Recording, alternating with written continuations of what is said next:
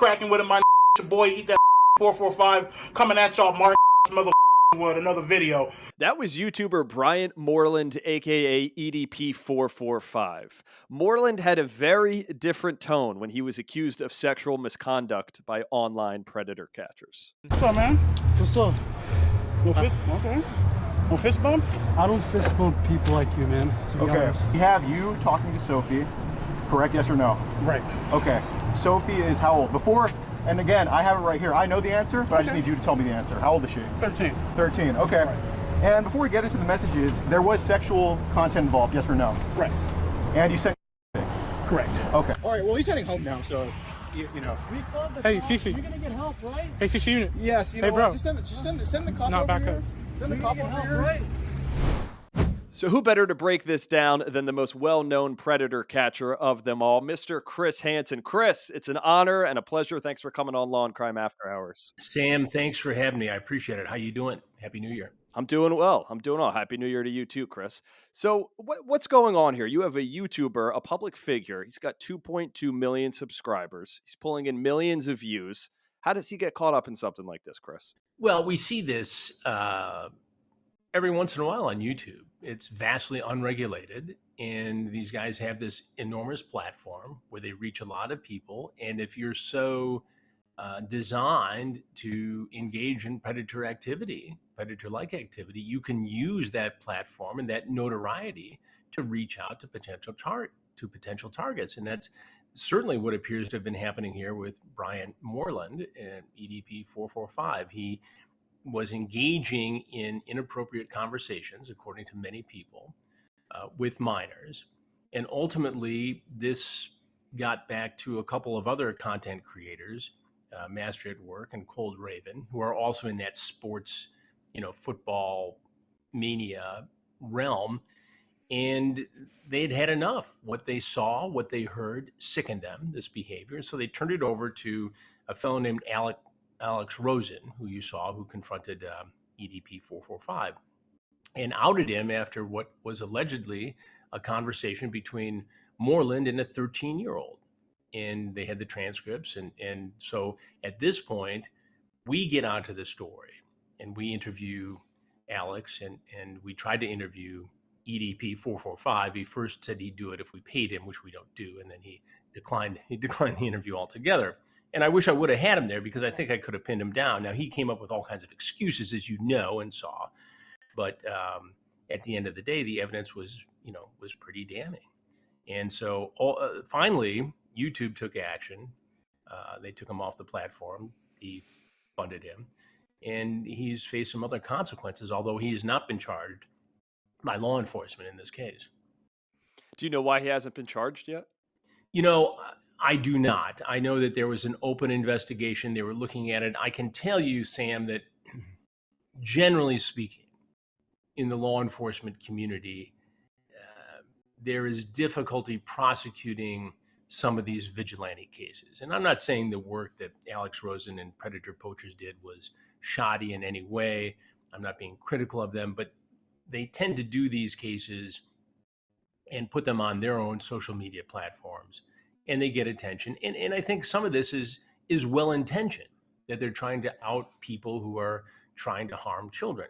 But because there's no collaboration with law enforcement on the front end, it becomes very difficult to prosecute these cases on the back end. So you have a lack of social justice, and the rap on some of these groups, and I'm not putting Alex in that category, is that they're doing this for clicks and profit and gains without having any social justice on the back end. Yeah, it can be a messy disconnect between the people who catch him and actually law enforcement stepping in. And that doesn't mean their work wasn't good. It doesn't mean their work wasn't good, and it doesn't mean that Moreland isn't responsible for his actions, because he is, and ultimately he was held accountable by YouTube and some of these other social media platforms. Did you notice Moreland try to high five and fist bump Rosen? What's up, man? What's up? No fist? Okay. No fist bump? I don't fist bump people like you, man, to be honest. So Okay. Well, yeah, he was going to be his buddy all of a sudden. It's like when the Predator Sokol brought the pizza into the Fairfield County investigation. He offered me a pizza. a piece of pizza, like he was going to suddenly be my buddy. And these guys do this all the time. We did an investigation, Sam, just a few weeks ago, where the guy came around the corner in the first words out of his mouth were Chris Hansen. He knew what he was walking into, but did it anyway. We had another guy in that same sting operation. At the end of the conversation I had with him, which is very animated and aggressive, it'll be on True Blue in the next few days. I said, well, there's something you need to know. I'm Chris Hansen. He goes, oh, I know. I said, well, how did you know? He said, well, I'm 49. I watch TV. Everybody knows. It's like, well, why are you here if you think this is such a threat? It's mind-boggling. Yeah, he says he knows who you are, and at that point, obviously, he knows he's in some trouble. Yeah. What'd you make of EDP basically right off the bat admitting that he was talking to a 13-year-old? Have you talking to Sophie, correct, yes or no? Right. Okay, Sophie is how old? Before, and again, I have it right here. I know the answer, but I just need you to tell me the answer. How old is she? 13. 13, okay. Right. And before we get into the messages, there was sexual content involved, yes or no? Right. And you said Correct. Well, I think he's trying to mitigate the criminal responsibility. I see this all the time in these cases. Okay, I was talking to the person because obviously you have the proof of that. It's right there in the transcripts. But I didn't intend to have an inappropriate sexual liaison with that child. I was just having a conversation. I was just talking about sports or the things I talk about on my YouTube show. I didn't mean anything illicit by it. I hear it all the time that I just came over to make sure the child was okay. I was going to get her out of this risky lifestyle that she's been leading online. I was going to give her some money. I was going to give her a soda pop, whatever. Well, what are you doing with the condoms and the weed then? It doesn't make sense. So he was just trying to mitigate what he was caught doing. And you see this frequently with these guys. Their mindset is, okay, I'm going to do this because I've blurred the line between fantasy and reality and I can't control my actions, right? I'm going to go for this. But if I do get caught, I need a backup excuse. It's almost, Sam, if you were driving on I-95 doing 93 and you're thinking, if I get clipped, what am I going to tell the cop? Mm-hmm. That's what these predators think in a much more serious, devastating crime. Yeah, of course. And they come up with every excuse in the book. So EDP said he was there to pick up a cupcake. I mean, that has to be one of the more laughable excuses you've ever heard, Chris. Well, I was coming out here to... Glasses off. Okay. Go ahead. Well, I was actually coming out here to pick up a cupcake and then go back home. There was, nothing that was going to be sexual involved because I'm not like that. Well, obviously the text messages and stuff like that. Well, he's nervous. And so that's the best he could come up with. I came to pick up a cupcake. I mean, what does that say about this guy? Besides, obviously, he's 445 pounds and has had more than his fair share of cupcakes in his life. Is it a reference to, something a child would like? The child offered a cupcake? I mean, maybe there was something in the chat that I didn't see, with the decoy referencing a cupcake. But yeah, it's ridiculous. It is. And he also claims he can't be a predator because it's not how his mom raised him. What'd you make of that? My mom, may she rest in peace. You guys know that, right? You guys seen the videos. All that bullshit. My mom did not raise a fucking okay? She did not raise a creep or where I know what the screenshots say, okay? I'm aware of that. I'm looking right at them, okay? Well, no mother raises their child to be a predator. Come on. I mean, it just doesn't go down that way. These guys develop a fantasy and a fetish, and some are, wired this way, I suppose, but they ultimately decide to try to have this sexual liaison with a child for whatever reason. And of course, his mother didn't raise him that way, but he turned out to be that way for whatever combination of reasons we don't know. So after he involves his dead mom, Chris, he then admits that he's done this more than once. Most definitely, this is not your first time either, right? Right. This is absolutely not. How many times have you done this? This actually is my first time. You just said it wasn't your first time, and now you say it is. Oh, yeah, that he's communicated before, because now he's thinking, okay, I got caught this time. What else do they have on me, right? And how do I, again, mitigate the harm here? What is my story? How am I going to defend this? I mean, these guys think they can talk their way out of it right up until the last minute when, the law enforcement officers and detectives come in and arrest him from the task force. I mean, I've seen it all. And if you had asked me 18 years ago when we did our very first predator investigation, if guys would still be showing up, I would have said, no, this is a 1 or 2 time investigation. Nobody's going to show up after we put this on television. But again, it speaks to the crime, the mindset of these guys, how many of them are out there. And quite honestly, the ubiquitous nature of the internet. When we started this, we merely had decoys in chat rooms on AOL and Yahoo. Well, today, the number of social media platforms, and hence the ability for an adult to contact a child, has grown exponentially. You can't even keep track of it anymore with all these different platforms out there now. Yeah, let alone a guy with a platform with 2.2 million subscribers. So Chris, after he admits to doing this multiple times, he somehow seems shocked that they're going to call the cops. Favor? No, you guys, please. Hi, is this Bakersfield, Kern County? Are you guys really doing it? Are you really doing this? There's somebody here to meet You're a here to meet a 13-year-old 13-year-old. who has solicited photos. There's somebody here. Are you There's really somebody here to doing meet- this? Yes. Oh yeah.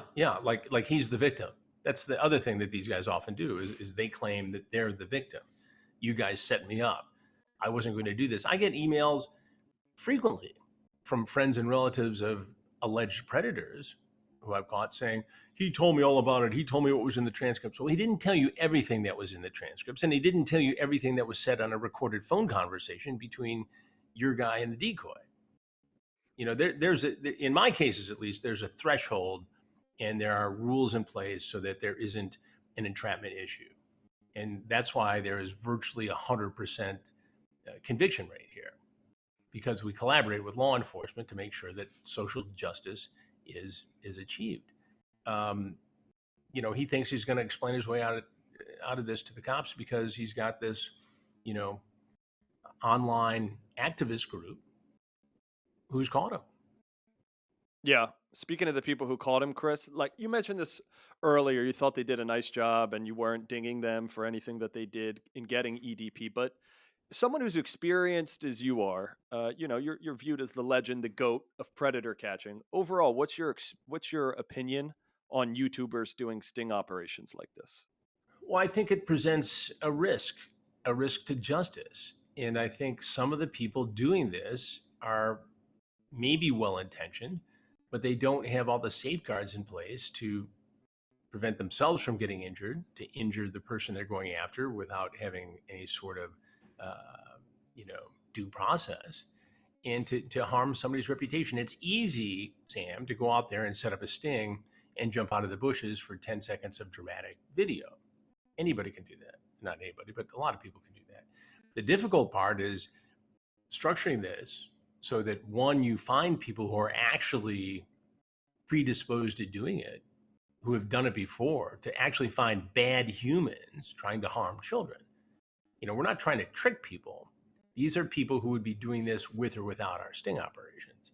And then to make sure that it's done safely, that it's done so there can be a prosecution.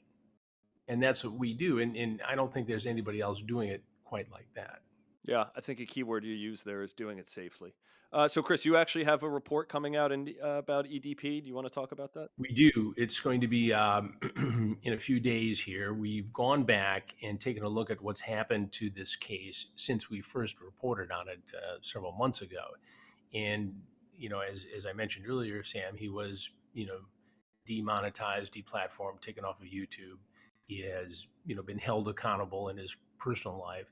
But we wanted to go back and take a look at what he's been doing since then. And now there are fresh allegations as recent as December 2022 that he's been contacting underage people again online. Oh my gosh. And these two content creators, Cold Raven and Master at Work, have been very involved in following this. So I have both of them on. And then we talked to a lawyer who's expert, Reyes Mohammed, in this field, and he talks about the liability there.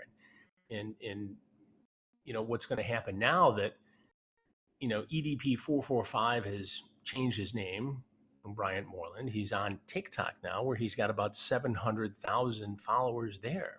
So what's happening on TikTok with all these potentially young and impressionable people following him there. So, you know, for us, it's about creating awareness and a dialogue and letting people know that this is what this guy is all about. Terrible. And he rattles his saber and threatens to sue and everything else. Well, come on then, but stop the predatory activity. I'm glad someone like you is on it, Chris. Chris Hansen, Well, appreciate you coming on. Sam, thank you.